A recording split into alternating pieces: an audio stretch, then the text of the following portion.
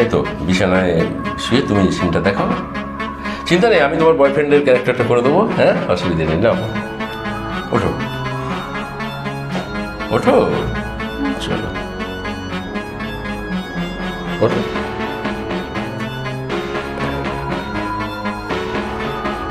শুয়ে পড়ো, শুয়ে পড়ো।